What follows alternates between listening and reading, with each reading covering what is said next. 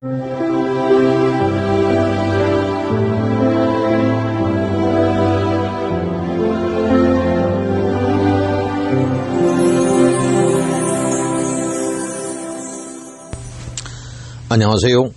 하늘나라 찬송 이야기를 전하고 있는 늘찬양교회 김영수 목사입니다.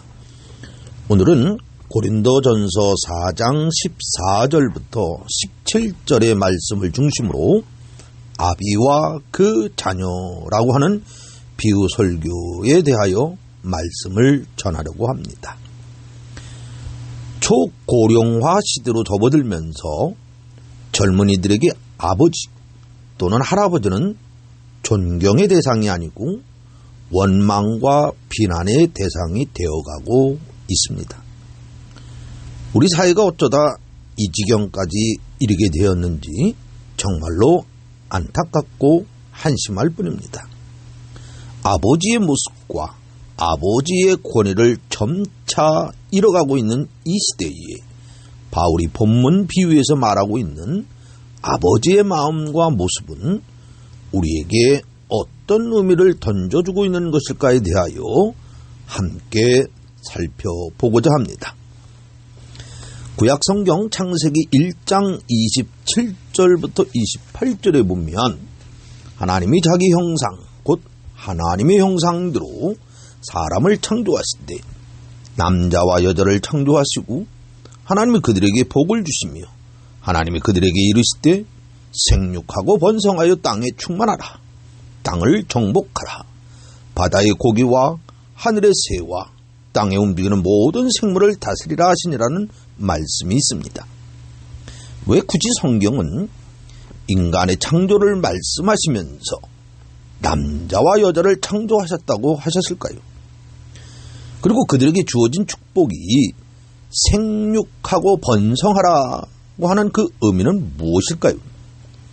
그것은 여러 가지 의미가 있겠지만 가장 기본적으로는 하나님께서 이 세상을 유지하시며 돌보실 뿐만 아니라 계속적인 재창조의 역사를 원한다는 것입니다. 그런 의미에서 생각해 볼 때 결혼을 하지 않고 독신으로 지내는 문제라든지 결혼을 하더라도 자녀 출산을 주저하는 문제 또는 동성애의 결혼 등은 분명히 잘못된 것임을 알 수 있습니다. 한마디로 말해서 하나님의 창조 질서를 깨는 것이며 하나님의 명령을 거역하고 있다는 것입니다. 결혼을 하지 않거나 결혼을 하더라도 자녀 출산을 거부하는 것은 사회적인 문제가 심각하기 때문입니다. 그러나 그 이면에는 공동체를 생각하기보다는 자기 자신밖에 모르는 심각한 개인주의적인 성향이 담겨 있다는 것을 또한 부인할 수가 없습니다. 한마디로 말해서 자기 욕심대로, 자기 편한 대로, 자기 좋은 대로만 생각하고 행동하고자 하는 의식구조가 문제라는 것이죠. 이러한 문제는 아버지를 잃어가고 있는 현대의 모습에서 아주 구체적으로 여실히 드러나고 있습니다. 그 단적인 예가 자발적 비혼모가 된 사유리 씨의 모습입니다. 비혼모는 미혼모와는 좀 다른 개념입니다. 엄마 혼자서 아이를 키운다는 부분에서는 같지만 미혼모는 남성과의 성관계로 아이가 태어나지만 어떤 이유로든 아이 아빠와 헤어져서 지금은 엄마 혼자서 아이를 키우고 있는 경우를 미혼모라고 말하는 거라면 비혼모는 애초 당시부터 아이 아빠의 존재는 없다는 것이죠. 그저 정자만 있는 것입니다. 누군가가 정자은행에 기증한 정자로 시험관 시술을 통해서 아이를 낳는 것이죠. 여기에는 아빠, 아버지라는 개념이 있을 수가 없습니다. 남자의 정자와 여자의 난자라고 하는 동물적인 개념밖에는 없습니다. 더불어 족복, 혈통, 민족의 개념도 있을 리가 없습니다. 이렇다 보니까 아버지와 엄마, 자녀로 이어지는 가족의 개념이 송두리째 흔들리고 있는 것이 지금 우리가 사는 세상의 모습입니다. 고린도전서 4장 15절 말씀에 그리스도 안에서 일만 스승이 있으되 아버지는 많지 아니하니라는 말씀이 있습니다. 여기서 말하고 있는 스승은 후견인 혹은 가정교사를 가리키는데 우리에게는 몽학 선생으로 더 잘 알려져 있죠. 몽학 선생은 주인의 아들이 성인이 될 때까지 기초적인 내용들을 가르치는 가정교사로 학교에 등하교를 시키며 후견인의 역할을 맡았습니다. 옛날에는 혼자서 다닐 수 있는 거리가 못 되었기 때문입니다. 특별히 사나운 개들이 또는 도적들이 또는 아이를 유괴하기가 아주 쉬웠던 시대였기 때문에 돈 많은 귀족의 자녀가 혼자서 밖을 다닌다는 것은 매우 위험한 일이었어요. 그래서 당연히 자녀를 둔 부모는 무척 걱정이 될 수밖에 없었겠죠. 그 때문에 너도 나도 후견인을 세웠습니다. 더불어 당시 부와 권력과 힘의 상징이 또 몽학 선생이 되기도 했습니다. 그렇다면 몽학 선생은 누가 할 수 있었을까요? 물론 일반인도 할 수 있었지만 대체적으로 힘이 세면서도 성품이 좋고 믿을 만한 노예들 중에서 뽑아서 다른 일은 그만두고 오직 내 아이만을 맡아가지고 그 아이를 단정하고 훌륭한 아이로 교육시키고 성장할 수 있도록 지켜줄 것을 부탁받은 사람, 이것이 바로 몽학 선생이었습니다. 그러나 몽학 선생은 스승으로 가정교사로 아이들을 지도하기는 했으나 장례를 책임지지는 않았습니다. 바울은 이러한 스승, 몽학 선생과 비교하여 자신을 아버지로 묘사하고 있습니다.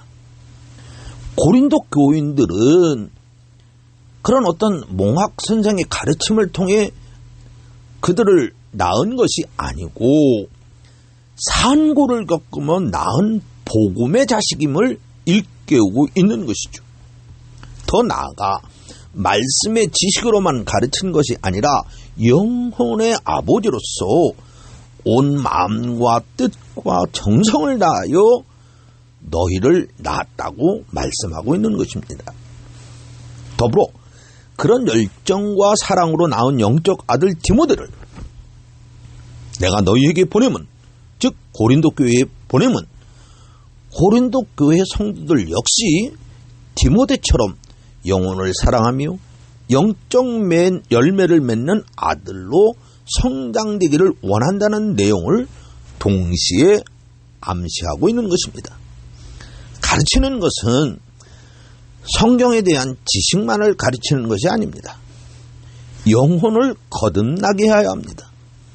머리로만 말씀을 이해하는 것이 아니라 그 말씀을 따라 삶을 살아야 하며 그리스도의 형상으로 성숙해 가도록 복음으로 권하며 가르치는 일을 해야 한다는 것입니다. 그러려면 해산의 고통과 더불어 양육을 위한 수고가 요청돼야 한다는 것입니다.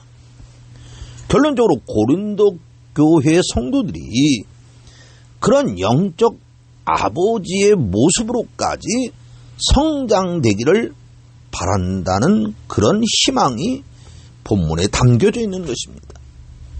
사랑하는 성도 여러분, 이 세상에서 육신의 대를 이어가는 것도 중요한 문제이긴 하지만 하나님 앞에서 더 중요한 문제는 영적인 대를 이어나가는 것이 더 중요하다는 것입니다. 왜냐하면 하나님의 나라가 이 땅에 세워져 나가기 위해서는 반드시 영적인 출산이 계속해서 이루어져야 하기 때문입니다.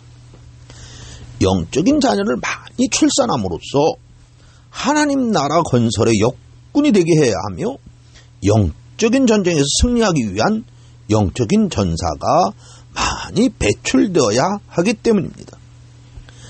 여러분의 자녀들이 영적인 자녀들로 잘 자라기 위해서는 몽학선생의 자세가 아니라 아버지의 마음으로 가르치고 양육하는 사람들이 되어야 한다는 것이죠.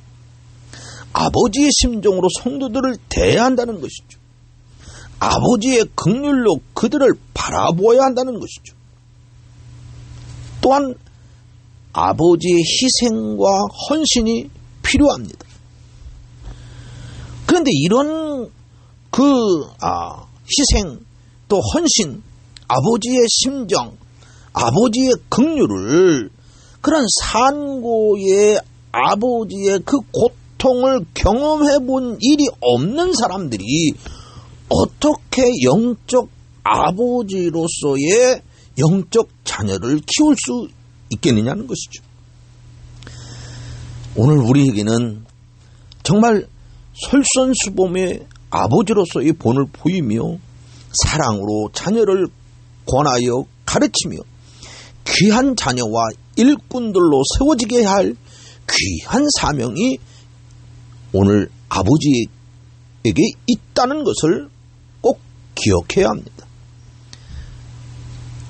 그러므로 오늘 우리는 아버지의 마음을 되찾기 위해서 하나님의 은혜와 사랑을 구해야 합니다. 그래서 그 놀라운 은혜와 간절한 아버지의 심정으로 이웃들과 또 많은 사람들을 세우고 또 가르침으로 말미암아 하나님의 그 귀한 나라가 여러분을 통해서 아름답게 세워져 나가기를 주님의 이름으로 축원합니다. 감사합니다.